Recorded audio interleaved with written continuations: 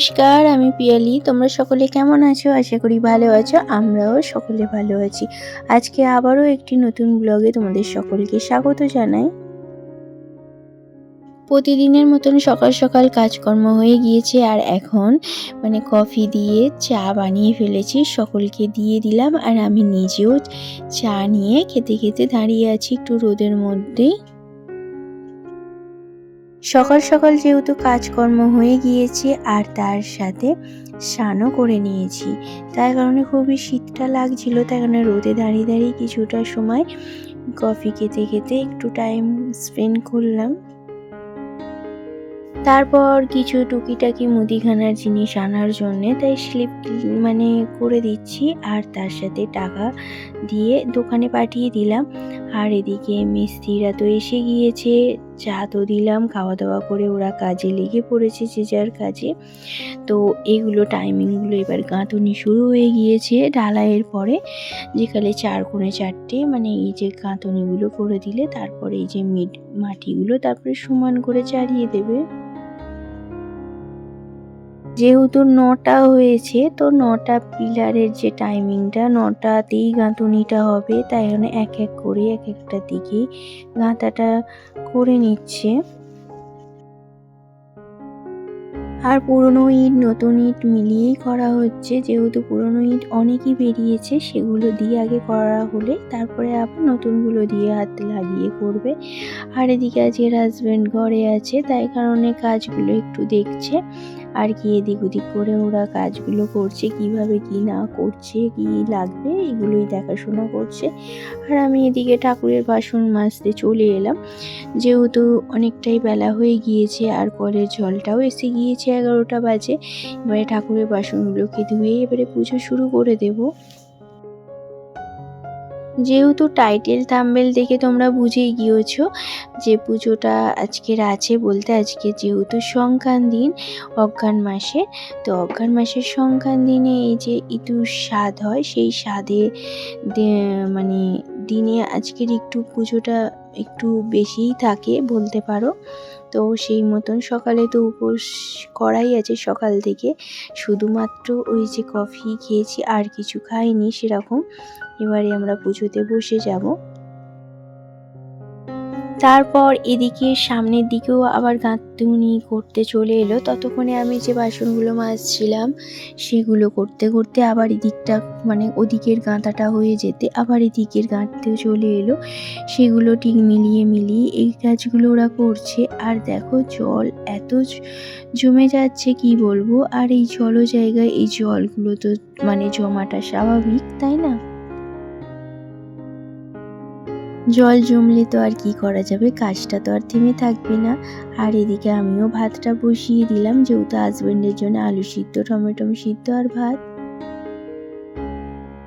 তারপর বসিয়ে দিয়ে তারপর আমি এই যে আলতাটা পরে নিচ্ছি, যেহেতু পুজোর আয়োজন শুরু করে দেবো, জোগাড় জাতি করেই তারপর পুজোতে বসবো, যেহেতু আমি পুজোটা করব। আর সারা বছর তো সারা বছর বলতে গেলে কি বলতো, সারা মাসটা ধরা কি সারা বছরই বলে ফেলি, এই হচ্ছে এই আর কি। তারপর আলপনাগুলো দিয়ে দেব, দিয়ে তারপরে জোগাড় জাতি ফল কাটাকুটিগুলো করবো। আর সব যেহেতু একা হাতেই সব পুজোর আয়োজনটা আমি করছি, আর এইগুলো আমি প্রতি বছরই করে থাকি। তো দেখো আমি যেখানে ঠাকুর নামিয়ে যে মাকে বসাবো বা দূরে, এইগুলো সুন্দর করে আলপনাটা দিয়েছি। তোমাদের কেমন লাগলো বা কেমন লাগছে তোমাদের, সেটা অবশ্যই আমাকে কমেন্ট করে জানাবে। আলপনা তো দেওয়া হয়ে গিয়েছে, আর এদিকে যে চাল ভিজিয়ে রেখেছিলাম আতপ চালটা, সেই চালটা আমি এবারে মিক্সিতে দিয়ে পেস্ট করে নেবো। এটাই মা ইতুরানির এটা বলতে পারো মেন প্রসাদ। তো এটাই আমাদের মেন প্রসাদ দিতে হয়, চালটাকে গুঁড়িয়েই। আগে যখন ছিল তখন শিলেতেই বাটতে হতো, এখন আর শিলে আর বাটা হয় না, যেহেতু মিক্সিতেই বাটা হয়ে যাচ্ছে আর কি। আর এদিকে এবারে আমি নারকেলটা কুড়ে নেওয়ার পরে তারপর ফলগুলো এক এক করে কেটে নেব। আমাদের জীবনে ওঠানামা তো থাকবেই, তা বলে কি হতাশ হলে তো চলবে না, আর থেমেও থাকবে না, সেগুলো সব মিলিয়েই আমাদেরকে চলতে হবে। এই যে যেমন দেখো এই আপেলটার মধ্যে এরকম একটা পচা পচা ভাব মানে বেরোবে, সেটা কি আর আমরা ভেবে চিন্তেই কি জিনিসটা কিনেছিলাম কি? কিন্তু সেটা তো কিনিনি, তো কেনার পরে দেখো এই অবস্থা, আর কি করা যাবে। সেটাকে এখন বাদশা দিয়ে কেটে নিলাম, আর বাকি ফলগুলো তার সাথে কেটে নিচ্ছি এক এক করে। তাই কারণে জীবনে কোনো সমস্যা সম্মুখীনে পড়লেও সেগুলোকে নিয়ে একটু ভাবনা চিন্তা করলেও সেগুলো থেকে বেরিয়েই আসতে হয়, সেগুলো নিয়ে সবসময় বসে থাকলে চলে না।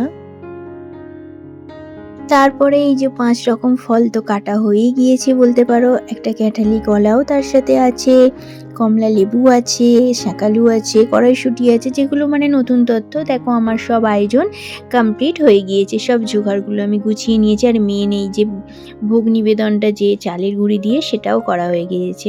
আর এবারে আমি ইতু ঠাকুরুনিটাকে ওখান থেকে নামিয়ে এই যে যেখানে আলপনাটা দিয়েছি সেই জায়গাতে বসিয়েই আমি এবারে পুজোটা শুরু করব।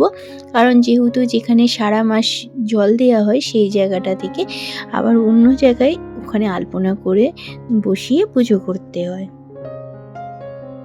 যেহেতু মা যে আমাকে যে কাজগুলো শিখিয়েছে সেই মতনই আমি কাজগুলো করছি, ঠিকভাবে পালনগুলোও যেন করে থাকি।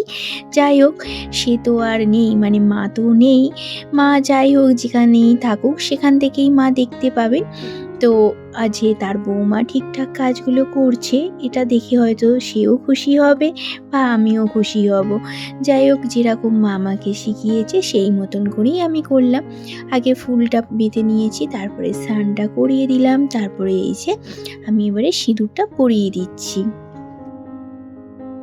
আর যেহেতু ভালো দিনেই পড়েছে, কারণ ইতু ঠাকুরুনির বারটাই হচ্ছে রবিবার, এই রবিবারেই মেন হচ্ছে মায়ের ইতু ঠাকুরুনির পুজোরই দিন।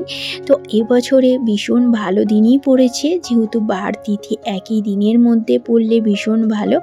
আর আজকের এই দিনে আমার ভীষণ ভালো লাগছে। আর যাই হোক, আমি পুজো শুরু করে দিয়েছি।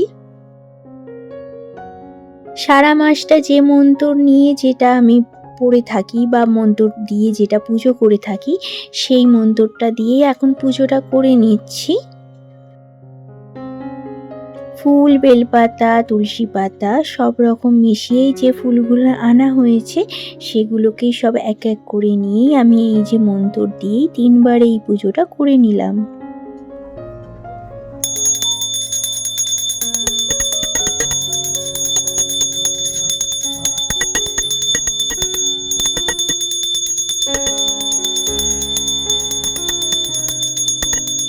তারপর তো আমি আরতিটা করে নিলাম। আর এরপর মায়ের যে মেন ভোগ প্রসাদটা সেটা আমি করেছি, সেই ভোগ প্রসাদটাই আমি এখন দিয়ে দিচ্ছি। তার সাথে ছিল ওই যে চালের গুঁড়িটার সাথে দুধ ছিল, নতুন গুড়ের মানে খেজুরের যে নতুন গুড় আছে সেই গুড়টা, তার সাথে নারকোল, এই যে প্রসাদটা বানিয়েছিলাম সেই প্রসাদটা, ফল সব রকম মিশিয়েই আমি মায়ের মুখে ধরলাম। আমার পুজো তো হয়ে গিয়েছে, তারপর ব্রতকথা পড়তে হয়। আর ব্রতকথা পড়তে গেলে একজনেও স্ত্রী মানুষকে শুনতে হয়, কিন্তু তো সেটা তো আর কেউ থাকার মতন সেই মানুষ তো আর নেই। যাই হোক, আমি একাই পড়লাম, আর কি একাই পড়লাম আর একাই শুনলাম। কি আর করব, নিয়ম যেটা সেটাই তো করতে হবে, তাই না? মানে এক বামুন আর বামনির যে দুটো মেয়ের নিয়েই গল্প, সেই গল্পটা আমি পড়ে কমপ্লিট করলাম। আর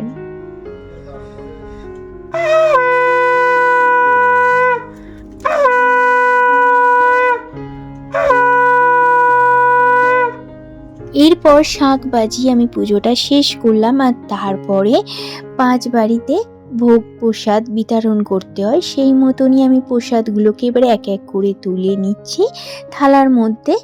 আর সেই প্রসাদটাকে তুলে গুছিয়ে তারপর আমাকেই দিয়ে আসতে হবে, যেহেতু মা নেই, মা থাকলে এই কাজগুলো মাই করে থাকে।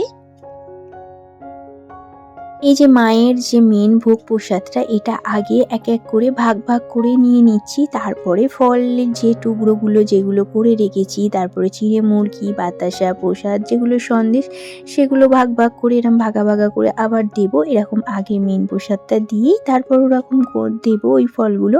কারণ যেহেতু মা যেরকম করে মানে দিতেন, সেই মতনই আমি শিখে গিয়েছি। এই দেখো আমার একদম প্রসাদটা ভাগা ভাগা করে করা হয়ে গিয়েছে। এবার আমি দিয়ে আসতে যাচ্ছি। এই তো প্রসাদ দিয়ে এসে আমি নিজে প্রসাদটা মুখে দিলাম। তারপর দেখছি অনেকটাই এনারা কাজ করে ফেলেছে, মানে মিস্ত্রিরা। এবারে এই যে মাটিগুলোকে কেটে কেটে চারিয়ে দিচ্ছে চারিদিকটা, কারণ যেহেতু মাটিটা তো না সমান করলে হবে না। আর সাঁঝবেলা তো হয়েই গিয়েছে, পুজো করে উঠতে উঠতে, আর এখন তো শীতের সন্ধ্যা, তাই না? তো এবার আমি সন্ধ্যা দিতে চলে এলাম। সন্ধ্যা দেওয়ার সাথে সাথে এবারে মাকে বরণ করে নিচ্ছি, যেহেতু মায়ের বিদায় বেলা চলে এসেছে। এই যে আমি এখন জল দিয়ে আগে বরণ করে নিচ্ছি, মানে যে যে নিয়মগুলো মা করে থাকতেন সেই নিয়মগুলোই আমি ওই এক এক করে পালন করলাম। আর এদিকে জল দিয়ে বরণ করার পরে এদিকে ধান আর দুলবো দিয়ে এবারে একটু আশীর্বাদ মতন করে দিচ্ছি, যেরকম মা মানে করে থাকতেন সেই মতন করেই আমি এখন করে নিচ্ছি এক এক করে। আর কি ভীষণ মনটা আমার খারাপও লাগছে, তার সাথে মাকে বিদায় দিতে না একদম মন চাইছে না।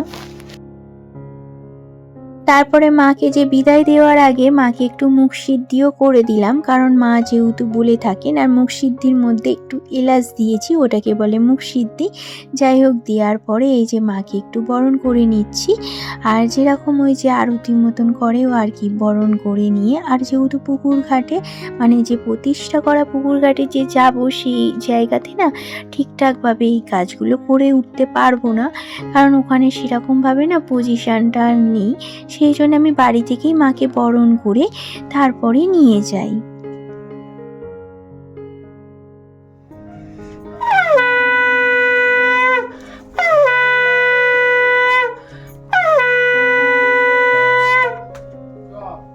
মাকে তো বরণ করা হয়ে গিয়েছে, এবারে মাকে আমি তুলে নিয়ে এবারে বিদায় দেওয়ার পালা।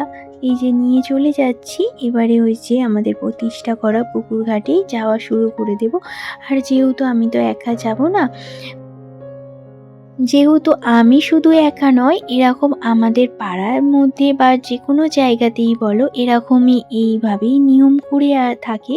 আর সকলেই মোটামুটি বেরিয়ে পড়েছে, সন্ধ্যার সময়ই মাকে নিয়ে যায়, মানে ইতু ঠাকুরনিকে।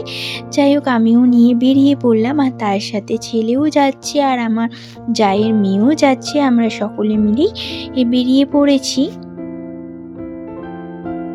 আর আমাদের তো বাড়ির সামনে প্রতিষ্ঠা করা পুকুর নেই, আমাদের মেন রোডটা পার হয়ে সেখানেই প্রতিষ্ঠা করা পুকুর, কিন্তু অনেকটাই তো রাস্তা।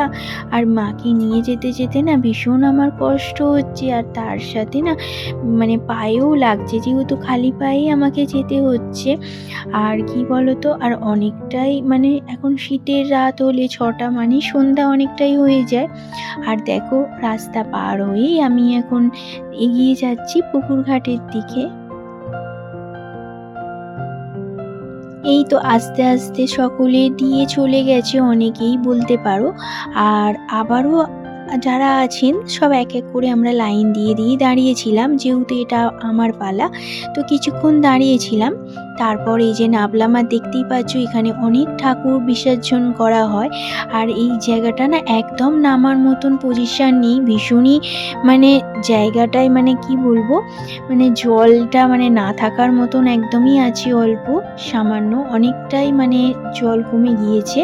আর কি যেরকমভাবে এই যে মাকে সরা থেকে তুলে নিয়ে একটা পুকুরের ধারেতে বসিয়ে দিচ্ছি।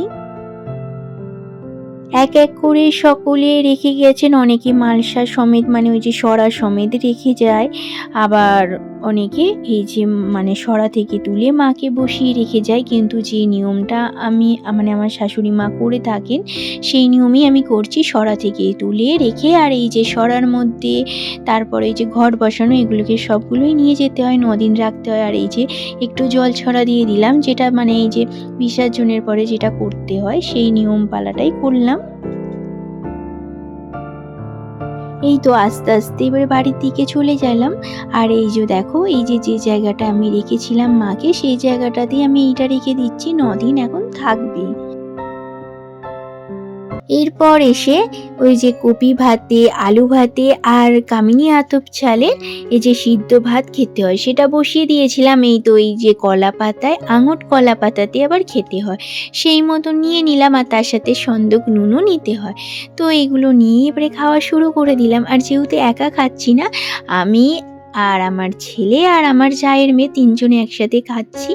কারণ একা একা না এইসব জিনিস ভালো লাগে না। আর মা যেহেতু নেই, একটু মনটা খারাপ লাগছে, আর কি করব। আজকের এখানেই বিদায় নিচ্ছি। আর আমার ভিডিওটা তোমাদের কেমন লাগলো কমেন্ট করে জানাতে ভুলবে না। তোমরা সকলে ভালো থাকবে, আবারও দেখা হবে।